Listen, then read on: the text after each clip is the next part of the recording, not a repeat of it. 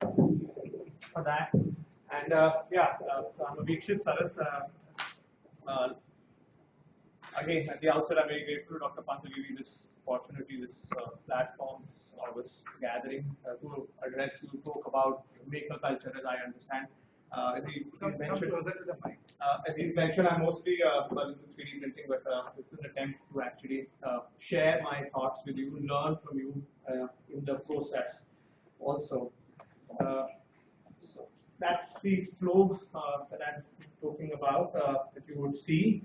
What's the maker culture, the question that Dr. Pant put forth, the what, the when, the why, where, how, and telling you about the Indian context also of the maker culture. With everything, there are, of course, challenges the school level and how we can benefit from it, what I think would be the way forward.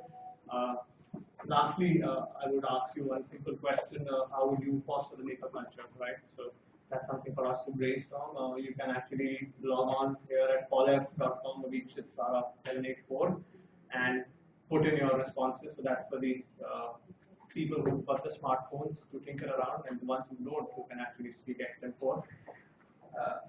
So there was a poll, there was a question I put on the WhatsApp group, and what's the maker culture? There were a lot of ideas, there were a lot of keywords that came up, and to quote a few that have come up with the respective names against them, just to avoid plagiarism, as we talked before, right? Maker culture is all about learning, tinkering, making, STEM education. It's all about invention, traditional crafts or tech, inclusive education, skill-based education, innovating, design thinking, learning by doing, experimenting, experiential learning, critical thinking, freedom, showing the right path to success to our kids. So that's one of the keywords that came up, and something that's actually stood out, and what was that understanding professional inertia. I think that was a very profound statement in one shot, and I'll just read out the others verbatim, that he's able to foresee what he can perceive out of anything to promote substantial in things that he's interests, right? Again, the third one is very interesting. It's about culture, which is growth promoting, and maker culture should then actually make that growth happen.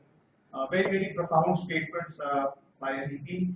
And lastly, that is as per one's objective. So it's actually objective driven. To talk about what Sandeep also mentioned, measurement. So you can actually, if objective was a way to measure, if I'm not wrong, so that could be one way. And be it traditional or modern, it doesn't make. And I'm actually very grateful for all the respondents here. It made my life easier to talk about and to share these learnings with you. So what I basically thought about maker culture was very, very basic, very simple. That essentially is DIY, do it yourself, more of hands-on stuff, more of creation. So since I'm into 3D printing, we also do a bit of robotics. So this is actually, for example, a 3D printed quad robot. Okay, so it's creating, it's actually making, it's actually multidisciplinary, as was the term previously used. So that's primarily how I treat it. Next logical question, yeah, when did it start? And that's something that has been always there. You had some right from the early ages, the maker culture was there. So this is a cartoon depiction of from Flintstones that Fred is transporting his family on rollers attached to a log, which actually has a canopy made out of skin. So it's nothing new. What I'm trying to impress upon the fact that it's just the word maker culture. It's been there for long. Over the years, we see that due to advancements, we've got servants and slaves to do our work. So the maker culture kind of little came down, more of a supervisory thing. And lastly, man wanted more productivity, efficiency. So we see the advent of machines, labor becoming expensive, and we see the maker culture kind of diminishing during the Industrial Revolution, as we spoke about. Yeah, so why did it start, right? So maker culture, previously you would appreciate we were all makers, right? The way we start off in the Stone Age and the others. Thereafter, we've become consumers now. Okay, it's very important to know this distinction between being a creator and a consumer. Okay, and maker culture is actually promoting that to the creation bit. Now we see with the advent of mass production, people wanting more customized part. So if 100 years back, Henry Ford mentioned that the color black is the choice, now no longer, right? So we have, for example, the 3D printer right in front of you. Of course, it works. I'm not running it now, which is a tool for mass customization, and that's what the maker culture also is about. And as you've seen in the definitions, people wanting to do things on their own, hands-on stuff, right? So in a sense, maker culture, which got kind of diminished during the Industrial Revolution, is an antithesis to what currently it should be. Where it began in its current form, we would attribute it to the West, right? Where you have all these maker fairs on top. It's a gathering of entrepreneurs telling about their stuff, telling about how you can use it, potential people do it themselves, or GE garages and stuff like that. So yes, in its current form, we can attribute it to the West. We can also attribute it to the super busy parents, and you would appreciate that school say gets over by about 2 o'clock. Parents come back by 6, 7. There is a time of 5, 6 hours that the parents want their kids to be busy with, and they send them to various hobby classes, various places which endorse maker culture, being it coding, robotics, 3D printing, so on and so forth. So yeah, certainly super busy parents. But I would, when I thought about this whole thing, and as kids, I actually was associated with the maker culture at that point of time, which was, say, cooking, which was gardening, which was gift wrapping, right? I'm talking about 30 years ago. And it was a different scheme of things than what it is today. These super busy parents might not have had that opportunity maybe then due to various reasons like awareness or money or opportunity. But things have changed now. So, when I talk about, say, gift wrapping, I go to a shop and the salesman wraps the gift and gives it to me. When I talk about cooking as part of the maker culture, the schools that I visit actually provide 2.5 meals a day to their kids. So, I mean, Southeast Asia, the concept of cooking at home is not there at all. So it's a different maker culture than used to be 20, 30 years back, and now what it is. Yeah, how can one benefit from the maker culture? A lot, the poll has already talked about. I would just repeat in a way that it helps you to express yourself, be imaginative, creative, help in networking, help in entrepreneurship, brings us to an experimental mode, right? So that's something that the maker culture does give it. It is part of the lifelong learning curve what Dr. Pant is promoting, and we are taking kind of that vision forward. That maker culture does get you these things. So the idea is the big challenge and the big question that I put forth to you is that how do we foster it? All right, so it's that which needs to be answered. This slide was rather amusing and funny. The same time when I talk about the Indian context of the maker culture, because in its current form we understand that it's coming from the West, right? As I mentioned to you in my first slide, that DIY, do it yourself, is not so popular here, and it's DINY. Would anybody like to take any guesses what DINY stands for? Just a wild guess. Okay, so it's do it not yourself, right? And that's primarily that we see here, which is happening. We've got people to execute our tasks. So the big challenge here in our context is that there's hardly any maker culture that is happening. IKEA is an example. Worldwide, they are known for do it yourself. So they sell tables, chairs, cupboards, almirahs. When they came to India, they recruited a bunch of people that would help the Indian customers to set these things up when they went back with these goods. So again, because it's an MNC, they would adapt to the situation. But essentially, that's the Indian context and what is happening. I feel the caste system also here has some role to play, right? Things like carpentry, plumbing, electrical things. If we would say that okay, it's fashionable, it's great to send our kids to robotics, to 3D printing, but if something is broken at home, something needs to be fixed, we would summon someone from outside to do it. I don't know if it's efficiency promoting, but it's a challenge part of the maker culture that we see. Ourselves not doing these kind of things, which actually is quite strange and sad.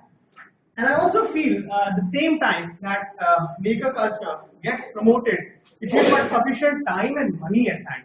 And ask a guy who's working, who's outside the house 8 to 8, right, including the commute. You would, he would be, how would he adapt to maker culture if he's out 6 days a week? Yes, ma'am, you have a question. Yeah, it's very difficult to tell your kid, even if you are like this, the way you put it there, like, your parents or those kind families were devoting these kind of things, gardening, and they were pushing you to these kind of things. So these days, teenagers don't take interest in. I agree with you, and this was something Anupam and I were there on that LinkedIn, and somebody posted a question that how do you get teachers' interest in the class? And I made a post that it's something akin to there are no problematic children. How to teach uninterested kids? It was yeah, exactly. That was the thing. So in the question of interest, when you talk about I have been teacher, and I'm not putting it that way. I have been given the award most like teacher, and students have been still there appreciated. But the point is, my son at home, that's the biggest challenge for me. Like, so what I'm doing pasta for him. I'm calling his friends. Some of them are running up, but many are not running up. And ultimately, whether it's a different interests. Yeah, whether it's a carrom game, whatever, fostering something is damn different. On a separate note, I can just share that I've got 2 daughters at home, and we kind of involve them in everything that we try and do. So if my mother is doing gardening, they become part of that activity. If I'm doing 3D printing at home. He's not doing. Huh?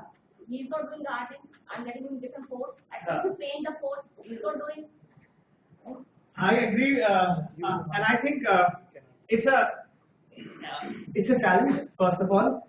And the bigger challenge is that as parents, and I wanted to give my input at Sandeep's thing also, and somebody pointed it out that actually seeing what's the interest of the child at a very early age helps us to address these issues. So maybe gardening is not as interest, maybe painting is not as interest, it's something else. And as a parent, I'm just seeing what's my daughter's interest. So if she likes tennis, I send her for tennis. If she likes swimming, I send her for that. It used to be quite strange that before school, we used to have the lessons at 6:30, and she's just 8 years, and she started at 7 years of age. So before school was at 8 o'clock. So we used to carry the breakfast, we used to carry the change, everything. She would have a breakfast in the car, and we were very passionate about it. And as long as she enjoyed doing it, I think it was my duty to promote it. None of the instruments is ready to play on. Yeah. None of the games. Right. Are activities. Okay. So. Let me just go on, and maybe you get some ideas of what I'm talking about. So coming to the grassroots level of the maker culture in schools, and I'll spend some time on this topic because this is something that is very dear to us, the education. So my school, for example, had this woodwork, electronics, photography, clay modeling, sculpture that we kind of engaged in. It was called SUPW, right? Socially useful, productive work. And yeah, so just hang on to SUPW, and that's the key word for you to just hang on to it. Thereafter, these days, we've got these other tinkering labs which have come up, okay, in each school, thanks to Niti Aayog. I do not know whether it don't promote more maker culture or not, but that's what it's supposed to do, and I hope it does, right? Pathways, I would just like to mention here more from the IV point that Dr. Pant also raised, and a fantastic maker culture I see that there. The school is very progressive. they've got one of the finest, design departments, which could be equal to a mechanical engineering department of any big data Noida, engineering colleges that are there. And just for example, they actually stopped buying trophies and awards from outside and from vendors. So what the students create through 3D printing or laser cutting, that's kind of scaled up. The teachers execute these in-house, and for various functions and awards that go on throughout the year in the school's calendar, they're all made in-house. So that's actually a great, learning by doing approach that they have. And so there are very few schools like Pathways who can do it. It generally is non-existential in majority of the schools. Though there's a huge drive, there are a huge number of passionate students, and that's what, ma'am, I would say that the student ends up finding his calling rather than channelizing the passion or the interest of the student towards that. And this is a challenge that we see, that a student who gets say 75% marks in the 10th boards is actually not given science, or he wants to pursue engineering. He said, no, you go for commerce, become a manager. Maybe he be a lousy manager and he is a good engineer. That is not considered, right? And this is something that is a challenge. Yes, ma'am, you have a question. No, like you were saying in classes, you were just telling that. So, like my son had to visit the heritage school, okay? Sorry? So he had been with some of the good schools like Right. Heritage and Niti Golga and like that. So he had to learn in carpentry, and he had learned all the things at school. But when the carpenter is at home and I'm telling him to assist, he's not doing anything. Are you a Brahmin? Yes. Every other year I do work in carpentry. No, that's derogatory. No, I thought, I didn't know. I am a Brahmin too, please. There was not in that sense. I was just curious to know. One more thing I want to add. Even the other parents, I make so many efforts, I make calls, I arrange something for kids to do to promote this make culture. But none of the parents is also taking interest. So that's why I come to the point, and I mentioned super busy parents, right? So if a super busy parent is out 8 to 8. See, I am a counselor, I am a school teacher, but still they are not bothered. बच्चे को interest नहीं है, छोड़ो ना. Well, I would just answer that and move on to my next slide. I was listening to Dr. Saurabh Mitra, and he mentioned that in UK, that's where he comes from, after he went out to India, that he said that I want to put an Xbox in each class, and the teacher asked this question that if you want to put an Xbox, what is my role? They would not be interested in me. That was the right words. And Dr. Mitra said that. So what? If you become more interesting, right? That was his statement and analogy, that if you're not interesting, that you become more interesting, that the student is more interested in you rather than the Xbox. So as I continue, the maker culture, of course, does create a lot of sense of ownership, a sense of confidence. A student making his or her own thing adds a lot of weight than they just buy it from outside. And I'll share another analogy here later. So many times I talk to my colleagues that who are into say robotics or other things. They miss out a critical part, and we kind of create verticals, we create boundaries, which limit our multidisciplinary approach. So, for example, as I was talking to Manish, they go subject-wise, class-wise, teaching of robotics. We also start doing it, aligning 3D printing to the curriculum, which to us, for example, if they're seeing a brain in the book, they hold a brain in their hand. They see a skull there, they hold it in their hand, feel it, touch it. Is something missing? The maker culture does try to address this. You would appreciate that we've got different learning, understanding, abilities and capabilities. Some may be sensory, visual, kinesthetic, auditory. Unfortunately, the school system paints everybody with the same brush. the top schools in the West have about 10-15 students to a child.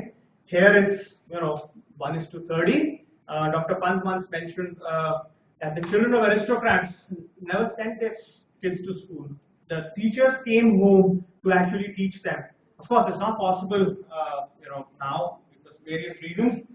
But getting them onto a maker culture, I think, addresses some bit and adds to their education. Yes, ma'am. No, like you mentioned, he's interested in robotics and he's doing good there, whenever some classes, some competitions are there. So it's all about hype as well, It's all about.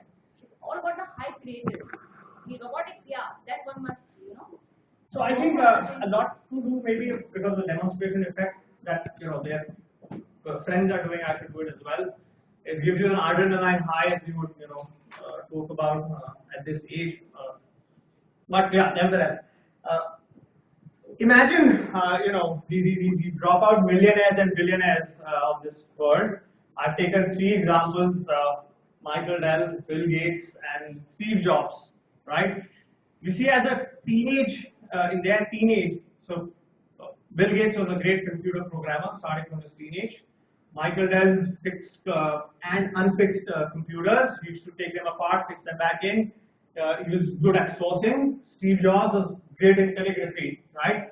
Some of these things they kind of imbibed in their early age, which eventually helped them actually, learn without school to talk about. So on top are ages 19, 20, 21, where these guys dropped out, okay? And the maker culture in their respective times did play a part of what they gave to the world eventually. Of course, they became billionaires, that's separate, right? But the whole idea is that they were exposed to the maker culture of their times to give us what we got now. And I like the quote of Mark Twain at the bottom left, that I never let school interfere with my education. It's a very profound statement, and something that you would take away. So that's the last slide on maker culture in our schools, and a short story was kind of told, and I related to the maker culture that this father and son, the father threw the DIY products that the kid made into the well. The kid, second, third time was pretty exasperated that, I'm making such good things and the father is throwing them off in the well. What is this, father? It's not on. And the father says, listen, son, I also earn and, provide food on the table, and you throw away food, I throw away your products. So it's a good, moral science education. And I'm greatly, associated and touched by what Dr. Harish Chaudhary told me, that education was it's simply sharpening of the mind and an aid to earn a living. So with the maker culture, I'm sure you would appreciate now that Steve Jobs, Bill Gates, and Michael Dell, and so many, they of course made money, but their education, their association with maker culture actually sharpened their mind, actually gave them an aid to earn, right, along with learning at a very early age, which kind of then moved on along. Like all things, of course, maker culture does have its challenges, and I see and I understand, and I would suggest a way forward based on my understanding. Maker culture should go beyond the simple tech. So if your kid is learning robotics, that's first bit. That's not the end. Okay. And many of the time when we say that the kids should be 4-5 hours busy, put them in robotics, put them in coding, put them in some other thing, it's just it's just getting them to the first stage and not moving beyond. So just mere tech knowledge is not sufficient in that domain. We are in the 21st century. We are on a lifelong learning curve. It's important for us to learn the 21st century learning base. Okay, learning, rote learning for that matter, is certainly passé, and we're still at it. So it's high time we talk about experiential learning. We talk about experimentation, invention. Let them discover their own true calling. Okay. The big difference I find between the maker culture in the West and here is on the third part, which is vocation. Okay, we are able to give them the tech knowledge, but we are not able to give them actually a vocation. So Bill Gates, Steve Jobs, they actually learned and then they furthered on their learning, which actually was a vocation, which actually was in the true sense, from a seed to a sapling. Is very important for us to give them that path that they can tread upon. Okay. Sadly, as I mentioned to you before, that we need to move on from just being merely aware to actually implementing it. Okay, making the whole education, the whole maker culture being encompassing, being holistic in its drive. So it's not just okay, they've done 20 hours, that's the end of it. Move on to a second thing that they would learn. Or 1 year they've learned sculpture, second year they should learn robotics or electronics or woodwork. It has to be encompassing, it has to be holistic for that matter. And how I think the way forward is through this diagram or chart. I've specially left out the point number 2 and the point number 5, right? And these are also challenges. I didn't want to share the previous slide because let's be buried with the challenges. But once you talk them about the technology, you need to tell them also about they themselves, their own unique characteristics, their own placement in society, the millennials. Okay, they are different from our generation. We have to accept that fact. Unfortunately, we don't. And fifthly, finance. Right? We hardly tell our kids about this, but yes, maker culture is finance has to be part. Next of vocation is finance. As I put SUPW, make it financially useful and productive work. We're not a socialist society anymore. I mean, that was like 30 years back, and it was SUPW was common then. Make it financially more important. And why, the whole paradigm from 1 to 5, and this guy was quoted before, it's all about making our students ready for the future that we will not see, right? So if with the maker culture, we can achieve it, I think it will be great. And these are my words, Ken Robinson has talked about this. And that's kind of the end of it. Again, so people with the smartphones can actually scan the QR code to answer how would you foster the maker culture. Once want to speak extempore, I'm more than happy to listen to you. Thank you so much. So when you talk about maker culture, are you only specifically talking about the hardware that one can touch or feel, or also you talking about tinkering with the software, maybe tinkering with languages? Is that also maker culture in your mind? Yeah, certainly. I appreciate that. It's hardware plus software both. And if somebody is creative with the languages, why not? Yeah. If somebody's got a mind for numbers. If you were to scale this maker culture, a good way to do it is actually to focus on the software part of the maker culture, not the hardware. Hardware part is actually difficult to scale in my mind. But if you have a software, it could, the whole architecture could reside on a cloud, and you can actually take it anywhere you want. I agree with you. I totally agree with you. Not without a doubt. But there are solutions. Yes. Software and Yes, I agree. And it has to be physical connect, I think. There is so when I go to colleges, I talk exactly the same thing to them. That said, you're teaching them Pro, Rhino, CATIA, SolidWorks, etc. Everything is there. Give them a 3D printer so they can actually validate, test, check see the practicality of their own design. So that's where the hardware comes in. So it's primarily a prototyping machine. So if prototyping is taking you weeks and days on together, and this adds to your efficiency and gets you in a few hours, you just added your productivity and efficiency. And quickly, the value proposition of doing that is also because at some point of time in life, maybe 5 years down the line, coding would become a basic skill that everyone would need to have. That's my sort of. Yeah, sure. You will actually need to be a coder to survive because.